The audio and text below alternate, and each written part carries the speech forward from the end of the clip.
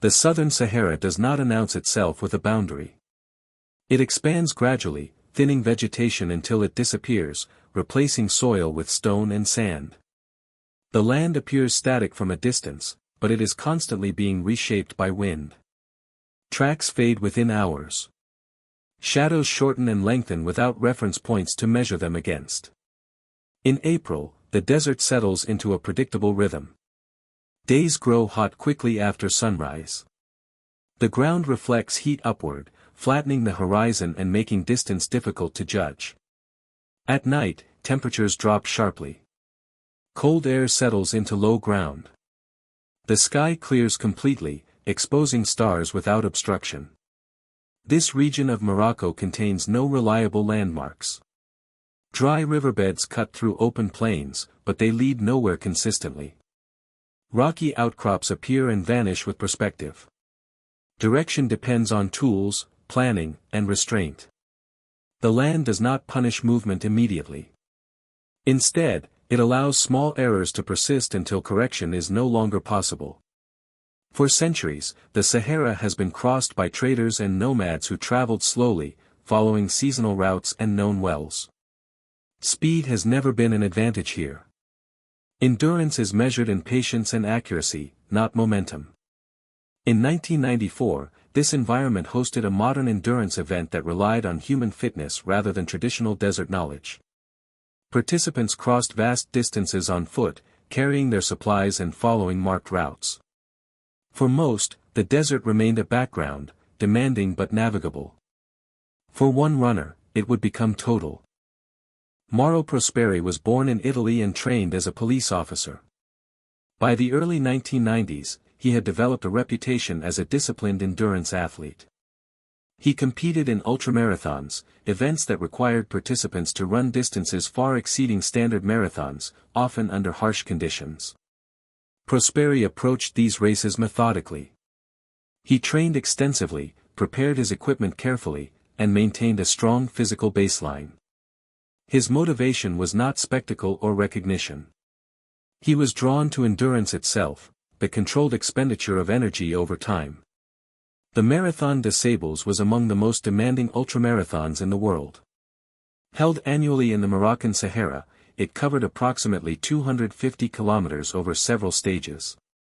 Runners carried their own food and basic supplies. Water was rationed and distributed at checkpoints. The course was marked, but navigation still required attention. By 1994, the event had gained international recognition. Participants came from different countries and backgrounds, united by the challenge rather than competition alone. The race moved steadily across open desert, plateaus, and dried riverbeds. Medical teams followed behind. Organization was strict, but the environment remained unpredictable. Prosperi entered the race experienced but not immune to risk. He had completed other endurance events and understood fatigue, dehydration, and heat. What he did not possess was detailed desert navigation training beyond following markers and compass bearings.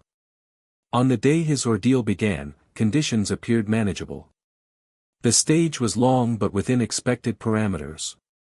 The desert offered no warning of what would follow. Midway through one of the race stages, weather conditions shifted. A sandstorm developed with little advance notice. Wind intensified rapidly. Visibility dropped until the horizon disappeared entirely. Markers became difficult to see, then impossible. Race protocol required runners to stop during severe sandstorms. Movement increased the risk of disorientation. Most participants complied. Prosperi did not. He believed he could continue safely. Using his compass, he attempted to maintain direction. The wind interfered. Sand struck his face and equipment. The compass reading remained steady, but the ground beneath him offered no confirmation. At some point during the storm, he veered off course. The deviation was not dramatic. It was gradual, measured in degrees rather than distance. By the time the storm subsided, the race route was gone.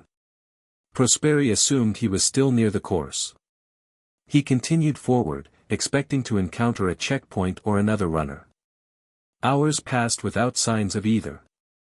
As daylight faded, the absence of markers became undeniable. The storm had erased tracks.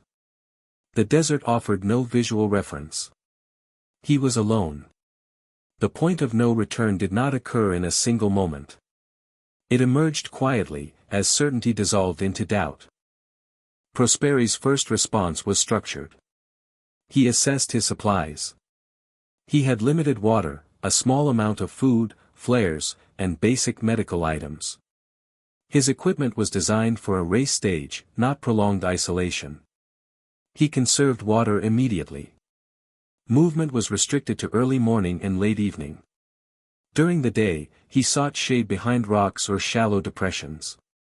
Heat management became the priority. Navigation followed a simple principle.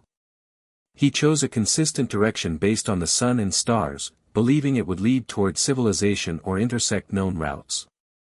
This assumption was incorrect, but unknowable at the time. Days passed without encountering roads, settlements, or aircraft. His water supply diminished. Dehydration progressed steadily.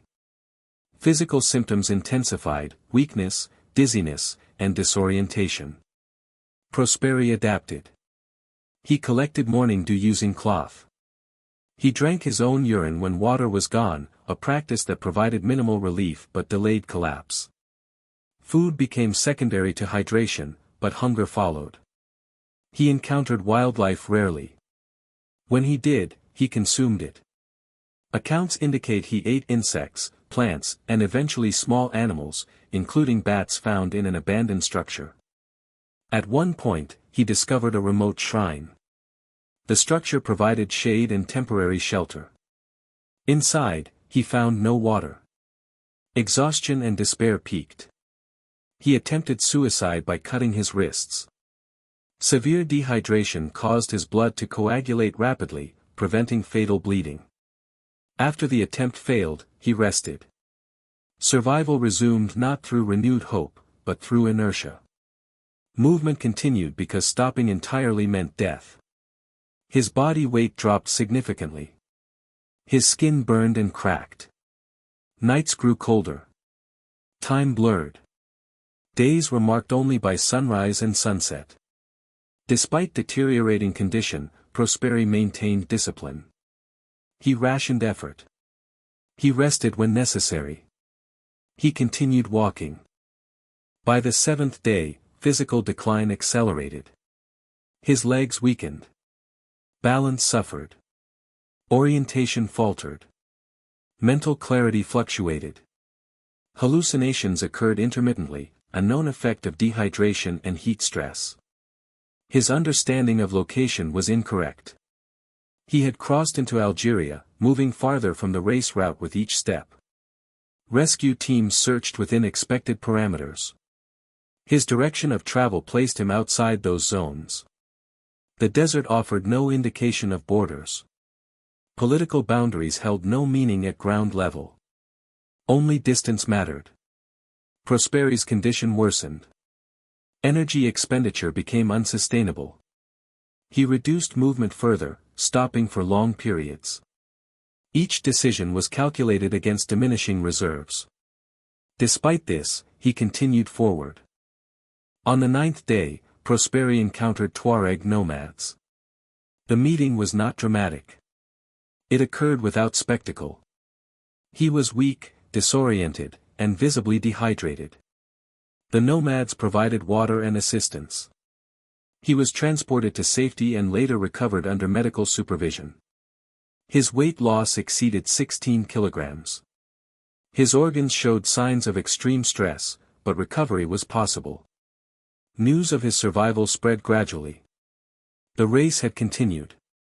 The desert had not paused. Only his absence marked the event. Mauro Prosperi survived not through exceptional strength, but through persistence and structure under collapse. His experience entered endurance history as a case study in isolation, error, and adaptation. The desert did not defeat him, nor did it yield. It remained unchanged.